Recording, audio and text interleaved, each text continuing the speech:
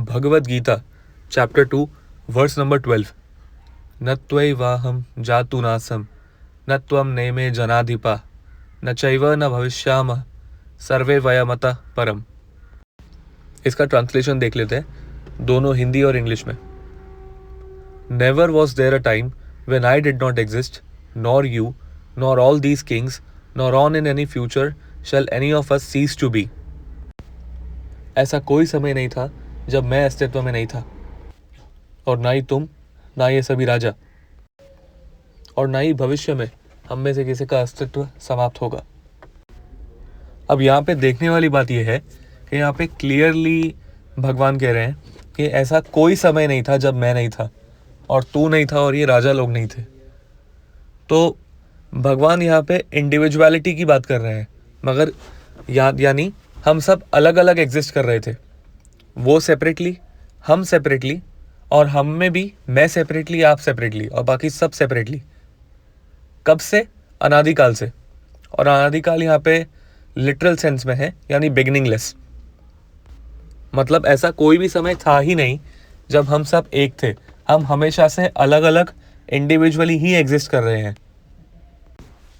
उसके आगे भी कंटिन्यू होता है, मगर पहले इसको पकड़ के चलते हैं। अब यहाँ पे अद्वैत वेदांत कहता है कि ब्रह्म सेपरेट हो गया, या उस पर विवर्त हो गया, माया का विवरण हो गया, आवरण हो गया। यानी हम सब, ईश्वर भी और हम जीवात्माएं भी, और इंक्लूडिंग प्रकृति, हम सब एक ही तत्व है मूल में, मगर किसी प्रकार से माया के आवरण की वजह से हम सब विभाजित हो चुके हैं। मगर विभाजित होना ये क्रिया का नाम है, और ये किसी पॉइंट पर हुई होगी। मतलब किसी न किसी पॉइंट ऑफ टाइम पे ये चीज़ हुई है। विभाजन होने का मतलब यही है। अगर कि वो किसी पॉइंट पे विभाजित नहीं हुई है, मतलब वो हमेशा से अलग थी। ये कॉमन सेंस है। या तो at some point of time वो विभाजित हुई है, और अगर वो कभी विभाजित हुई ही नहीं तो वो हमेशा से अलग ही थी, हमेशा से अलग ही रहेगी। ये कॉमन सेंस है। आप किसी बिगिनिंगलेस चीज़ का एंड नहीं कर सकते। एंड उसी का हो सकता है जिसका कोई बिगिनिंग हो। यहाँ कृष्ण क्लियरली कह रहे हैं कि जीवात्मा और परमात्मा, और विद इन जीवात्माओं में भी अलग अलग जीवात्माओं की इंडिविजुअलिटी बिगिनिंगलेस है। इसका मतलब एक चीज़ तो क्लियर है कि हम सब पहले से ही अलग हैं, हमेशा से इंडिविजुअली एग्जिस्ट कर रहे हैं। तो ये ब्रह्म माया का आवरण पड़ना और विभाजित प्रतीत होना आपस में एक दूसरे का, तो वो तो फिर गलत सिद्ध हो गया यहाँ पे। अब ये वर्ड्स ऐसा है कि इसमें आप घुमा घुमा के भी क्या घुमाओगे, कोई इंटरप्रिटेशन की गुंजाइश ही नहीं, क्योंकि यहाँ पे क्लियर ट्रांसलेशन चल रहा है। क्लियर ट्रांसलेशन, इसमें कुछ गुंजाइश ही नहीं है घुमाने की। फिर भी जो अद्वैत वेदांत के फॉलोअर्स हैं वो आदि शंकराचार्य जी की एक कमेंट्री को रेफर करते हैं 2.12 पे। वहाँ आदि शंकराचार्य जी इस तरह से एक्सप्लेन कर रहे हैं कि यहाँ जो इंडिविजुअलिटी की बात हो रही है वो केवल शरीर के स्तर पे हो रही है, और जब नीचे कहा है nor in the future shall any of us cease to be, यानी हम आगे भी हमेशा से रहेंगे, तो वहाँ पे भगवान ने हम वर्ड यूज कर दिया है। हम यानी हम सब एक हो गए अभी। ऐसा होता ही नहीं है, ये ग्रामेटिकली इनकरेक्ट है। आपको ये विद्वान ना बने कमेंट सेक्शन में कि तुम आदि शंकराचार्य को करेक्ट करोगे, तुम्हारे पास क्या योग्यता है, ये वो। अब वो बहुत बड़ी कॉन्टेक्स्ट है, और मैं कोई नहीं होता करेक्ट करने वाला। वैष्णवाचार्य करके गए, मैं उनकी बातों को रिपीट कर रहा हूँ सिंपली। तो आप उनको जाके बोलो, मैं उनकी अथॉरिटी से ये बात रिपीट कर रहा हूँ। जो तर्क वैष्णवाचार्यों ने दिए हैं मैं वही आगे लेकर चल रहा हूँ, मेरी अपनी कोई इंटरप्रिटेशन नहीं है इसमें। आदि शंकराचार्य जी ने डायरेक्ट ये बोल दिया कि इंडिविजुअलिटी सिर्फ शरीर के नाम पे है, और जो भीतर के स्तर की, भीतर के डायमेंशन की बात है, यानी आत्मा, वहाँ पे हम सब एक हैं। मगर ये एकदम गलत तर्क है, एकदम गलत तर्क। वहाँ पे कृष्ण ने ऐसा कुछ भी मेंशन नहीं किया है, और वो हम बोलते ही नहीं। अगर उनको सब एक बोलना होता तो, या फिर वो स्पेसिफिकली मेंशन करते अगर उनको एक बोलना होता तो। अब मल्टीपल लोग अगर होते हैं तो हम ही वर्ड यूज करते हैं। यहाँ पे क्लियरली लिखा है एनी ऑफ अस। अस क्या होता है? अस यानी हम सब, मल्टीपल लोग, ये प्लूरल है। आप अस को सिंगुलर नहीं पढ़ सकते, अस का मतलब ही है एक से ज़्यादा या दो से अधिक, और ऊपर की लाइन में भगवान ने दो से अधिक ऑलरेडी बता दिया कि अर्जुन तू, मैं और ये सभी राजा इंडिविजुअली, तो ऑलरेडी ये प्लूरल में चल रहा है, तो आप इसको सिंगुलर नहीं ले सकते अस को और हम को, क्योंकि अगर आप इसके आगे और पीछे के वर्सेस देखेंगे तो आपको पता चल जाएगा कि वहां पे बात क्या हो रही है, कॉन्टेक्स्ट क्या चल रहा है। कृष्ण शरीर भाव का तो वैसे भी देह भाव का खंडन कर रहे हैं, तो देह भाव की बात कंसिडर करके क्यों बोलेंगे? देह भाव का तो वो खंडन कर रहे हैं ऑलरेडी। अगर आप वो कमेंट्री पढ़ेंगे भी आदि शंकराचार्य की, तो वो बिना किसी चीज़ को कोट किए आउट ऑफ कॉन्टेक्स्ट अपनी मर्जी से उन्होंने वो चीज़ वहाँ डाली है, उसके पीछे कोई रेफरेंस नहीं दिया है। और वहीं आप रामानुजाचार्य जी की कमेंट्री पढ़ेंगे तो उस चीज़ पर उन्होंने पकड़ा भी है उन्हें कि बिना कोई रेफरेंस दिए आप ऐसी बात कर कैसे सकते। वहाँ पे तो ऐसा कुछ है ही नहीं, इंडिविजुअलिटी की बात हो रही है, तो वहाँ पे एकत्व की बात है ही नहीं, और देह भाव का तो खंडन किया है, तो वो शरीर को कंसिडर करके इंडिविजुअल बोलेंगे ही क्यों? वो आत्मा के स्तर पे ही इंडिविजुअल बोल रहे हैं कि हम हमेशा से एग्जिस्ट करते हैं। अब ये सुनने में भी इलॉजिकल है कि हमेशा से एग्जिस्ट कोई कर कैसे सकता है, क्योंकि अगर कृष्ण बोल रहे हैं कि हम हमेशा से एग्जिस्ट कर रहे हैं, तो इसका मतलब क्या हुआ? अर्जुन के रूप में हमेशा से एग्जिस्ट कर रहे हैं। अर्जुन तो अभी कुछ सालों पहले प्रकट हुए, तो उसके पहले तो वो अर्जुन नहीं थे, और अभी थोड़े समय बाद उनकी मृत्यु हो जाएगी, तो उसके बाद भी वो अर्जुन नहीं रहेंगे। तो किस सेंस में बोल रहे हैं कि हम हमेशा से थे? आत्मा के सेंस में ही बोल रहे हैं ना। अर्जुन हमेशा से अर्जुन थे नहीं और ना हमेशा अर्जुन रहेंगे, तो वो बाय डिफॉल्ट कॉमन सेंस है कि वो आत्मा के लेवल की बात हो रही है। तो शरीर की बात यहां पे हो ही नहीं रही है, ये समझने वाली बात है सबसे पहले। अगर भगवान बोलते हैं अर्जुन हमेशा से अर्जुन था और हमेशा से वो अर्जुन ही रहेगा हमेशा तक, तो वो एक नंबर के फिर मूर्ख सिद्ध होंगे कि वो ऐसी फालतू बात कर कैसे सकते हैं, बेवकूफ़ी भरी। तो क्लियर ये कॉमन सेंस है, ग्रामेटिकली और आचार्य प्रमाण से ये सिद्ध हो जाता है कि आत्मा हमेशा से इंडिविजुअल थी। ठीक है, तो ब्रह्म का कोई आवरण नहीं पड़ा है, कोई विवर्तवाद नहीं हुआ है यहाँ पे। हम हमेशा से अलग थे इंडिविजुअली, ईश्वर अलग है, जीव अलग है, और जीव भी अलग है, और प्रकृति भी अलग है जीव और ईश्वर से, ये भी यहाँ पे प्रूव हो रहा है। अब वर्ड्स के नेक्स्ट पार्ट में चलते हैं। Nor in the future shall any of us cease to be. Future में भी हम सब इंडिविजुअली ही एग्जिस्ट करेंगे, हम में से कोई समाप्त नहीं होगा। अब प्रभुपाद जी ने भी इस तरह से एक्सप्लेन किया है इसको, और ये कॉमन सेंस है। अब अद्वैत वेदांत के हिसाब से मोक्ष के बाद इंडिविजुअलिटी एक जीवात्मा की खत्म हो जाती है, वो इंडिविजुअल सोल नहीं रहता, वो ब्रह्म में मिल जाता है। अब मिल जाने का मतलब वो अद्वैतवादी ज़्यादा कूल ना बन के इतने में समझ जाए कि इंडिविजुअलिटी खत्म हो जाती है। हाँ, वो पता है कि लीन नहीं होती, अघुलनशील है, ये सारी चीज़ें पता है, मगर ये आप ही का सिद्धांत है, तो आप ही को एक्सप्लेन करना है कि आत्मा जाती कहाँ है फिर इंडिविजुअलिटी खत्म होती है। तो अब हमें तो यही शब्द यूज़ करना पड़ेगा कि लीन हो जाती है, हमारी गलती नहीं है इसमें। तो आत्मा की इंडिविजुअलिटी जब खत्म हो जाती है तो वो जाती कहाँ है, ये अद्वैत वेदांत को आंसर करना है। और दूसरी बात, यहाँ हम वर्ड्स पे हिसाब से अगर चलें तो कृष्णा कह रहे हैं कि फ्यूचर में भी हम एग्जिस्ट करते रहेंगे। अब इसका मतलब क्या होता है? अद्वैत वेदांत के हिसाब से मोक्ष का मतलब यही है कि इंडिविजुअलिटी खत्म, मगर यहाँ तो कृष्ण बोल रहे हैं कि हम हमेशा तक, इन्फिनिटी तक इंडिविजुअली एग्जिस्ट करते रहेंगे। तो इसका मतलब क्या हमें मोक्ष नहीं मिलने वाला? अद्वैत वाला मोक्ष तो हमें नहीं मिलने वाला, कम से कम इसका मतलब यही होता है। और सबसे मेन पॉइंट है इसमें, सबसे मेन पॉइंट कि कृष्ण कह रहे हैं हम आगे भी इंडिविजुअली एग्जिस्ट करते रहेंगे।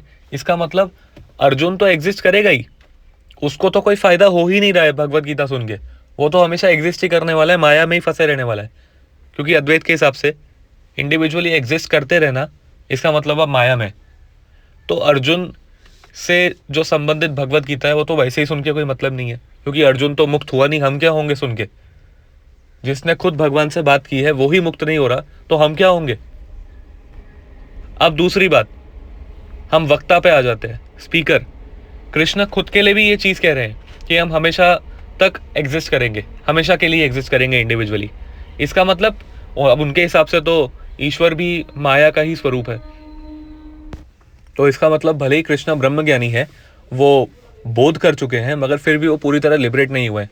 वो एग्जिस्ट कर रहे हैं, मतलब वो लिबरेट नहीं हुआ है। सिंपल सी बात है, जो भी एग्जिस्ट कर रहा है वो अभी तक लिबरेट नहीं हुआ है। ये प्रमाण है आपके मोक्ष को प्राप्त ना करने का, कि आप अभी भी जीवित हैं और आप इंडिविजुअली एग्जिस्ट कर रहे हैं। तो कृष्ण कह रहे हैं कि मैं भी इंडिविजुअली एग्जिस्ट करूंगा, इसका मतलब वो भी लिबरेट नहीं होने वाले, वो भी मोक्ष को प्राप्त नहीं होने वाले कभी भी। तो जब वो कह रहे हैं कि अर्जुन, ना तू मोक्ष को प्राप्त करेगा ना मैं मोक्ष को प्राप्त करूंगा, हम सब हमेशा के लिए माया में फंसे रहने वाले हैं, तो फिर ऐसी कॉन्वर्जेशन को सुन के फायदा क्या है? किसका फायदा है? क्या फायदा है? आपके हिसाब से मोक्ष ये है कि इंडिविजुअलिटी नष्ट हो जानी चाहिए मोक्ष के बाद, मगर यहां तो इंडिविजुअलिटी बनी हुई है। तो जो व्यक्ति बोल रहा है सामने से कि ये बात सुनने के बाद भी इंडिविजुअलिटी नष्ट नहीं होगी, ना कभी होती है, तो फिर ऐसी व्यक्ति की बात सुन के फायदा क्या है? जो व्यक्ति खुद मोक्ष को प्राप्त नहीं कर पा रहा है, अर्जुन को प्राप्त नहीं करवा पा रहा है, वो आपको और मुझे क्या करवाएगा?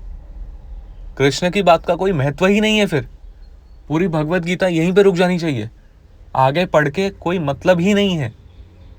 भले ही वो कितना भी कॉमन सेंस बता दे, जब वो मोक्ष प्राप्ति नहीं करवा सकते तो मैं उनके पास जाऊं ही क्यों? इस पर आप कमेंट्री पढ़ेंगे आदि शंकराचार्य जी की, तो उन्होंने बिना रेफरेंस के ये कह दिया है। अब उनकी कोई गलती नहीं है, ये कॉन्टेक्स्ट है बहुत बड़ा कि उन्होंने जानबूझकर ऐसा किया है। वो वास्तव में वैष्णव ही थे, तो हम उन पर तो कोई आक्षेप लगा ही नहीं सकते, क्योंकि उन्होंने जानबूझ के किया है। वैष्णव जानते हैं, वैष्णवों का इंटरप्रिटेशन यही है कि उन्होंने जानबूझ के किया, तो इसमें ना उन्होंने कोई छल किया है, ना उनकी कोई गलती है इसमें। काल देश परिस्थिति के अकॉर्डिंग उन्होंने किया है, मगर गलती यहाँ पे हमारी है कि हम उनके कॉमन सेंस को क्यों नहीं समझे। उन्होंने जगह जगह पर जानबूझकर ऐसी गलतियां छोड़ दी हैं ताकि हम उन्हें पकड़ पाए आगे चल के, और समझ पाए कि उन्होंने क्यों क्यों उनको करना पड़ा था ऐसा। मगर हम कॉमन सेंस ही नहीं लगा रहे। जो व्यक्ति हमेशा से था, हमेशा रहेगा, इसका मतलब वो मोक्ष को प्राप्त ही नहीं होने वाला। आप कितना ग्रामर से खेलोगे खेल खेल के, यहाँ पर कोई गुंजाइश ही नहीं है।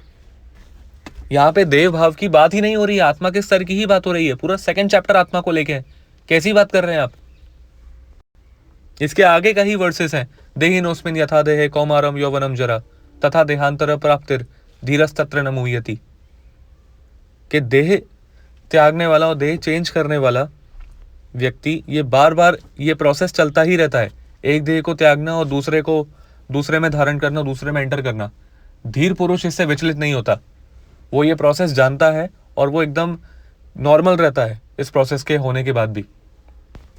देव भाव का तो पूरे सेकंड चैप्टर में कृष्ण देव भाव के पीछे पड़े हैं, अर्जुन को मूर्ख बता रहे हैं कि देव भाव के पीछे क्यों पड़ा है, तो क्यों पड़ा है देव भाव में, उससे ऊपर उठ, और खुद देव भाव की बात करेंगे। ये क्या नॉनसेंस है? कृष्ण पर आक्षेप लगाना, उनके कॉमन सेंस पर आक्षेप लगाना। भगवत गीता में वो फालतू बात करते फिरेंगे, आपको ये लगता है? ये कहना चाहते हैं आप?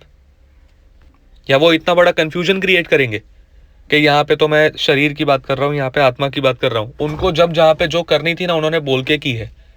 हमें इंटरप्रिटेशन करने की जरूरत नहीं है उन्होंने क्या किया है। इंटरप्रिटेशन होता है वेदों का, क्योंकि वो कॉम्प्लेक्स है, उसी को सिंप्लीफाई करने वो आए थे और हमने उसी को कॉम्प्लेक्स कर दिया। पॉइंट यही था कि हम अहम ब्रह्मास्मि, तत्वमसि, इन सारी चीजों को हम नहीं समझ पा रहे थे। इसीलिए कृष्ण ने भगवत गीता दी, ताकि इन सब का क्रक्स हम समझ जाए, और हमने उसी पे गेम घुमा दी। इस वर्ड्स का एज इट इज ट्रांसलेशन यही है कि हम हमेशा से इंडिविजुअली एग्जिस्ट करते थे और आगे भी करते रहेंगे। यहाँ पर तो हमें कमेंट्री की जरूरत ही नहीं पड़नी चाहिए। ये ट्रांसलेशन दिख रहा है, कोई बच्चा संस्कृत पढ़ के इसको पढ़ के बता देगा कि इसका मतलब क्या है। यहाँ पे तो हमें कमेंट्री की जरूरत ही नहीं पड़नी चाहिए। ये दिख रहा है कि यहाँ पे इंडिविजुअलिटी की बात हो रही है, और अद्वैत वाला मोक्ष नहीं मिलने वाला, हमें कभी भी नहीं मिलने वाला। इंडिविजुअलिटी नष्ट नहीं होने वाली कभी भी। बिगिनिंगलेस है इंडिविजुअलिटी और एंडलेस है इंडिविजुअलिटी, इसलिए कृष्ण को सुन के मतलब ही नहीं है अद्वैत वेदांत के हिसाब से। मगर ये चीज वो एक्सेप्ट नहीं करते, लॉजिकली इसको एक्सप्लेन नहीं कर सकते, आज तक नहीं कर पाए। अगर कर सकते हो तो नीचे कमेंट कर देना। आप किसी भी वैष्णवाचार्य की कमेंट्री पढ़ लो, सबने सेम बात की है, चाहे वो प्रभुपाद जी हो, मध्वाचार्य जी हो, रामानुजाचार्य जी हो, या कोई भी अन्य वैष्णवाचार्य हो, सबने सेम बात की है कि आदि शंकराचार्य जी ने out of context, out of nowhere ये चीज डाल दी। तो बेवजह कमेंट्रीज के चक्कर में ना पड़े ज़्यादा, थोड़ी सी कॉमन सेंस लगाए और ट्रांसलेशन से सही समझ जाए कि यहाँ पे बात क्या हो रही है। देव भाव की बात नहीं हो रही, यहाँ पे आत्मा की बात हो रही है। आत्मा हमेशा से थी, हमेशा रहेगी इंडिविजुअली। इंडिविजुअलिटी की बात हो रही है यहाँ पे, इसको कोई चैलेंज नहीं कर सकता, कोई भी चैलेंज नहीं कर सकता इसको। अद्वैत वेदांत का खंडन इसी अकेले इस वर्ड्स से हो जाता है। और बाद में आप ये भी नहीं कह सकते कि भगवत गीता उतनी अथॉरिटेटिव नहीं है, श्रुति चाहिए, वेद चाहिए, ये चाहिए, उपनिषद चाहिए, आप ये भी नहीं कह सकते, क्योंकि आपके अपने, वरना आप अद्वैत संप्रदाय से बाहर हो जाएंगे। क्योंकि आदि शंकराचार्य गीता महात्म्य में स्वयं कह के गए हैं, एकम शास्त्रम देव की पुत्र गीतम, एको देव देव की पुत्र एव। कि शास्त्रों में कोई शास्त्र है फिलोसॉफी का क्रक्स समझने के लिए, तो वो देवकी के पुत्र की गीता है। और देवों में कोई देव है तो वो देवकी के पुत्र है। और आगे की लाइंस में उन्होंने नाम की भी उनकी महिमा दी है। 10-15 मिनट, आधा घंटा लगेगा, 3 से 4 आचार्यों की आप इस पे कमेंट्री पढ़े, इंक्लूडिंग शंकराचार्य की, आपको पता चल जाएगा कि यहाँ पे क्या ब्लंडर हुआ गया है, क्या स्कैम है यहाँ पे, इस वर्ड्स के साथ क्या किया गया है। और यहीं पे अद्वैत वेदांत का खंडन हो जाता है, अगर आप सच में भगवत गीता को मानते हैं तो। और अगर आप नहीं मानते तो आप वैसे भी सनातन धर्म से बाहर है ऑफिशियली। कोई आक्षेप लगा सकता है कि मैं अकेला ओवर स्मार्ट आ गया यहाँ पे, जिसको ये दिखा और किसी को नहीं दिखा। तो ऐसा बिल्कुल नहीं है, सारे वैष्णवाचार्य ये कॉमन सेंस बता के गए हैं, मगर आप लोगों ने कमेंट्रीज नहीं पढ़ी और उनकी बात को सीरियसली नहीं लिया। किसी ने इस चीज़ पर क्वेश्चन नहीं किया, सिर्फ कुछ लोग आए और बोलते रहे। आधे लोग तो वैसे ही भगवत गीता नहीं जानते, और जो जानते हैं उन्होंने इस पर क्वेश्चन खड़ा नहीं किया। इस चीज़ का एक लॉजिकल आंसर अवेलेबल नहीं है पूरे इंटरनेट में और पूरी हिस्ट्री में अद्वैत संप्रदाय द्वारा। ट्रांसलेशन को एज इट इज़ पढ़ते रहे, पर्पट्स को इग्नोर ना करें, और सबसे इंपॉर्टेंट, कॉन्शियसली अपने विवेक का उपयोग करना तो बिल्कुल ना भूलें, क्योंकि ये हर चीज़ कॉमन सेंस है पूरी भगवत गीता में। हर चीज़, उसे इतना स्ट्रेच करने की ज़रूरत ही नहीं है। आगे भी पूरी भगवत गीता में जहाँ जहाँ भी यहाँ पे गेम डाला गया है, यहाँ पे जो ब्लंडर्स हैं, उस पर मैं आगे भी वीडियोस बनाता रहूँगा। भगवत गीता, वेदांत सूत्र, हर जगह से, उपनिषदों से भी। हरे कृष्णा, जय श्रील प्रभुपाद।